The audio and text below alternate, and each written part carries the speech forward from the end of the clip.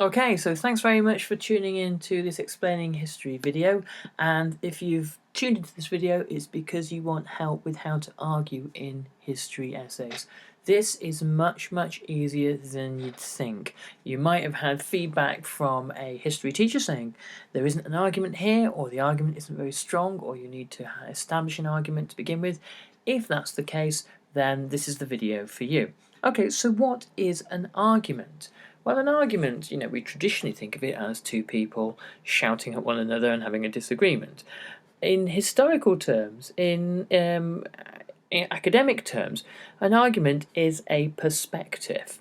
So, because we don't have a time machine, because we can't go back into the past and know exactly what happened, we have to rely on the things that the past has left us, the evidence that the past has left us. And that means there will always be a number of perspectives on the past, a number of interpretations.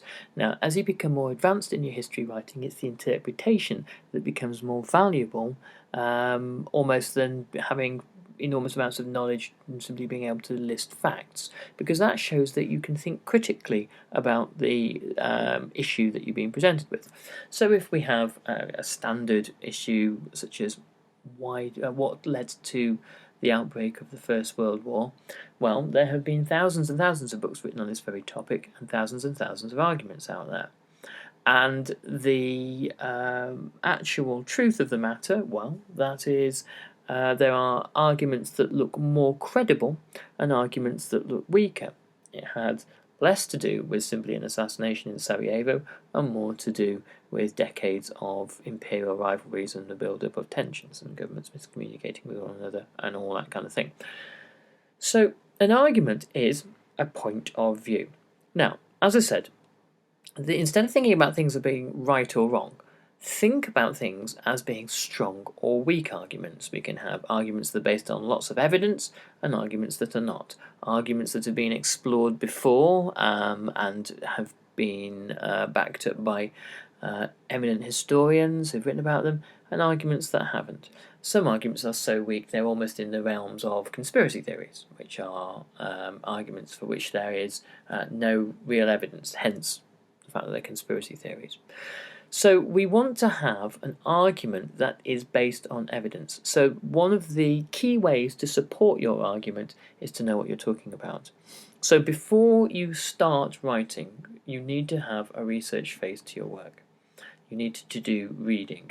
Even that's just reading a few pages from a textbook. We don't have to go through an entire library here. If you're at a more advanced level, then it's easy to find some very established books in your field. A simple Google search will show you what those books are. It's always better, by the way, to go and get something and read it. Find a book and read it instead of Googling it and looking on Wikipedia, because there you only get a very flat, very two-dimensional version of the thing you're talking about, and it's what everyone else for their essays is going to be cutting and pasting, let's face it. So be the original person and go and do some reading, and I'll cover that in another podcast. So once you've done your reading and you have researched a topic and you have your evidence, you'll be able to say, what you feel, based on the evidence that you have seen, seems to be the most likely cause of the First World War, or the Russian Revolution, or the Black Death, or what have you. The reason that we have an argument, a line of arguments at the start of an essay, is because really you as the student are making a decision. Decision from decidere is Latin to cut off. You are cutting off, not dismissing or ignoring, but cutting off other lines of discussion. You say, of the many possible solutions to this problem, of the many possible answers, the lines of argument, I'm choosing this one as the most likely. This isn't to suggest that other possible causes of World War I are completely irrelevant or wrong. It's just to suggest that the one you've chosen has the most evidence to support it.